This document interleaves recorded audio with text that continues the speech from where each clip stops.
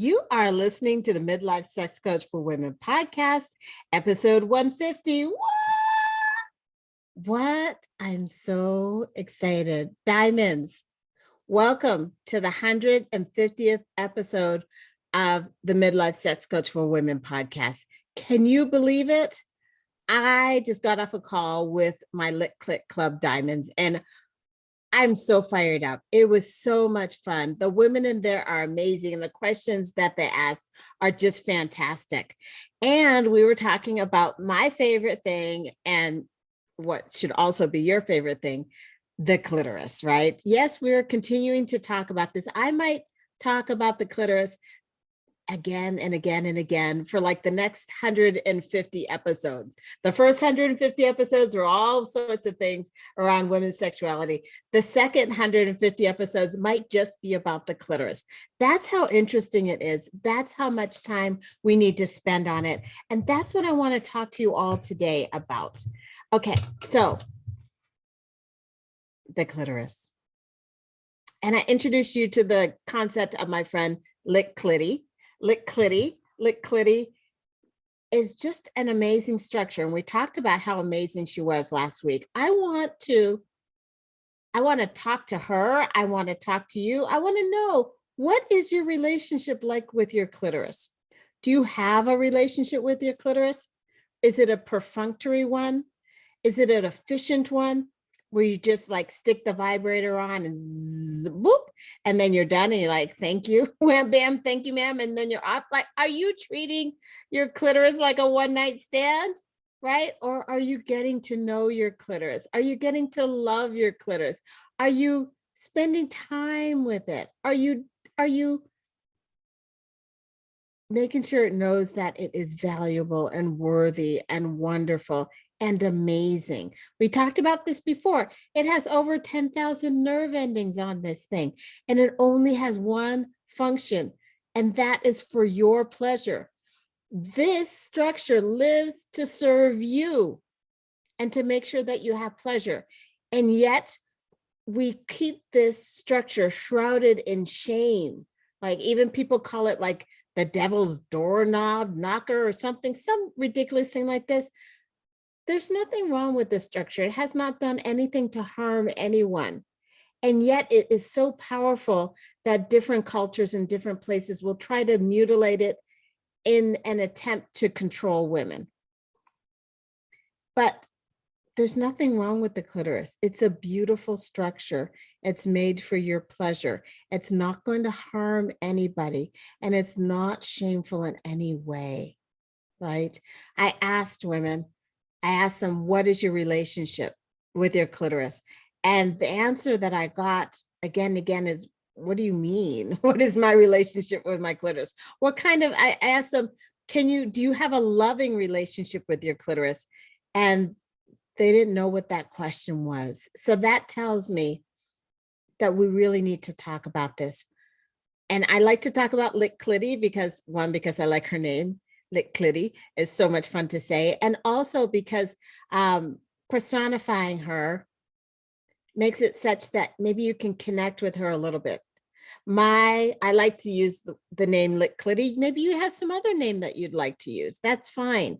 As long as we understand the anatomical structure of the vulva and the clitoris, go ahead and call it whatever else name that you'd like to. But the purpose of personifying it is to allow you to think of it and to think of your relationship with your clitoris. I have this I just went on Etsy. Isn't this thing beautiful? It is crochet. And for those of you that are listening to the podcast and not watching it, it's so beautiful. I had this crocheted clitoris that's like a beautiful salmon pink and then a light pink for the vestibular bulbs. And it's just gorgeous, and it makes me happy, and it makes me think of Clitty. So when I saw this, I was like, I have to have this. This is so fantastic. So I want to talk to you more about your relationship with your clitoris. And I really want to ask them, like, I wrote down some questions that I wanted to ask. So what is your relationship with your clitoris? What is it like? Is it like a one-night stand, or is it a loving, connected relationship that's full of appreciation, right? Is it like wham, bam, thank you, ma'am? Or is it like, I just want to get to know you? Let me tell you, if it's more like, I want to get to know you, the odds that you're going to have a beautiful sexual relationship and a sexual life throughout your entire lifespan is much higher than it's just like, it's shrouded in shame and it's something that I can't really discuss, right? Maybe take some time to talk to your clitoris. Take some time to ask it some questions. I know that sounds a little funny, but take some time to do that. Take some time to write in a journal around your thoughts. If and your feelings, be aware of what feelings. If you start thinking about your vulva and your clitoris, what feelings are coming up for you? Don't try to change them. Just acknowledge them and just write them down. Is it shame? Is it curiosity? Do you get happy? Do you get frustrated? Shame is definitely a feeling that comes over so many women when they talk about their clitoris. And so I'm also on this mission to change our relationship with our clitoris and to recognize how great it is. So what would your relationship with your clitoris be like if we valued our clitoris the same way that men value their penis? Men have a wonderful relationship with their penis throughout their lifespan. It's right there. It's one of their first friends, right? You get to have a BFF and lick clitty as well. Can you say that your relationship with your clitoris is the same as maybe your partner, if you have a male partner, or your friends, whoever has a penis? Is it the same relationship that they have with their penis, right? And if it isn't, why is it not? Why are we not as proud about our clitoris? It's amazing. It really doesn't get better than that. Why is it that we're not like, damn, my clitoris is the bomb? I mean, if you think about it, you spend like 5-10 minutes with your clitoris and your day is better. What? You enjoy your clitoris and the oxytocin increases in your life. Like, this structure is so amazing, right? And instead we focus more on the shame, right? But what if we were as proud of our clitoris as men are of their penis? Now, I'm not telling you to send clit pics everywhere, just like there's dick pics roaming around. You didn't hear from Dr. Sonia telling you now you have to go out and send clit pics to everybody saying look how beautiful my clitoris is. It's beautiful, but I'm not encouraging you to send pictures. If you do send picture, that's on you, right? But imagine if we were so proud of our clit that we were roaming around sending clit pics and saying, isn't this beautiful? Do you look at the size of this? It's fabulous. Did I mention 10,000 nerve endings? Like, what if we did that, right? That would be kind of fun. What if you went on a date with your clitoris? What would that be like?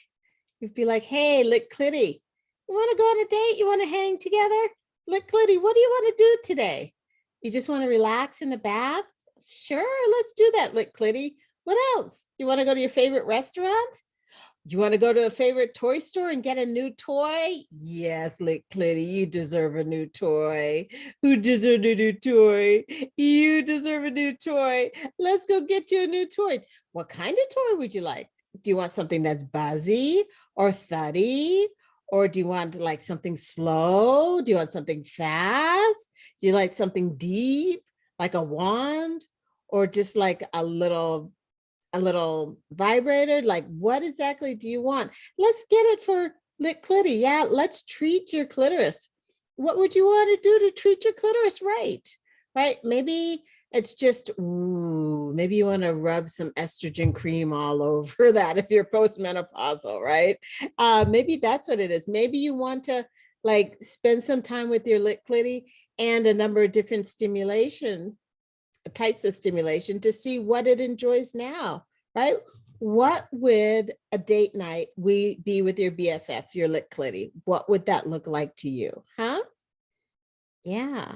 And when I ask you that, did some emotions come up for you? Did something come up that was really strong that you're like, oh my goodness, what Dr. Sonia has gone crazy now? Or did feelings of shame, did something come up for you? Did you think to yourself, that's not something possible that I could do? Did you think to yourself, I have no idea what she's talking about? It's important to notice your thoughts. Notice how this conversation made you feel. Notice your thoughts. Notice if you laughed and joked and thought, yeah, I think I'm going to have a nice date night with Lit Clitty and do the candles and relax and just spend some time journaling and, or did you think, no, thank you. I don't think so. I don't need to engage with my Lit Clitty. I'm okay, right? So what thoughts came up for you? This is important to know and to look at. I think that would be a really interesting question to answer. Okay, let's see. Yeah. Why so much shame? Why so much shame? I think we need to look at that question. Why so much shame when we're talking about the clitoris? Now, not all of you have shame. I don't want to put that on you if you don't have that. That's not what this is about. But if you felt uncomfortable when I was talking about Lit Clitty and having a conversation and spending some time with their clitoris, just out, airing out, enjoying life, if that's the fact, then where's this coming from? What thoughts are generating this? Maybe do a little journal writing so we can figure out what is causing this shame. Because shame is something to keep us safe, but it's also optional. We get to decide, is that thought that's causing the shame, is that thought serving us? Is it something that we need to keep with us? Or is this something that's optional and we don't need it anymore and we can just enjoy ourselves and not necessarily go to that place of shame? And at the beginning, it's going to be a matter of tolerating that shame, and it will get easier. Emotionally, it will get easier over time. So when we're talking about being with Lit Clitty, understand that at the beginning, having your clitoris as your BFF, your new BFF, that might seem a little weird to you. Give it some time. Spend some time just discussing things and thinking about things.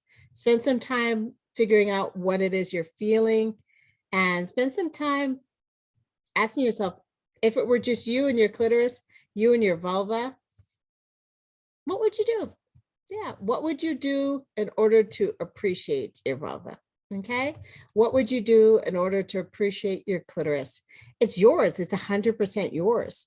It doesn't belong to anybody else, right? So we get to be appreciative of it. Okay, I'm going to do a short interview with Lit Clitty and ask her some questions and see if she has some answers for us. Okay, so Lit Clitty, how are you doing today? I'm good. Thank you so much for inviting me. You're welcome, Lit Clitty. I'm so happy to have you here. So why did you decide that you wanted to come on this podcast? There's so many women that are disconnected from their clitoris. It's something that we really need to discuss. Yeah, I think you're right. And thank you so much for coming. I really, no pun intended, but yes. Thank you so much for allowing us to come. How about that? You're so funny, Dr. Sonia. I'm sorry, I'm making myself laugh. Okay, I will calm myself down, and Lit Clitty and I will continue to have a conversation here. So, Lit Clitty, so let's start with some stats, right? Okay, so how tall are you? I'm 4'11". How tall are you? I'm about 3 to 4 inches. Oh, okay. All righty. So you pack a powerful punch for 3 to 4 inches. I certainly do. As I think most of you diamonds know, I do have over 10,000 nerve endings, and they're really amazing. Yeah, you are pretty amazing, I have to say. Is there something that you want our listeners to know? Yes, I want you all to know that we're lonely. Your clitoris is lonely. Spend some time with us. Oh, that's kind of a sad message. Thank you so much for sharing that message. You're welcome.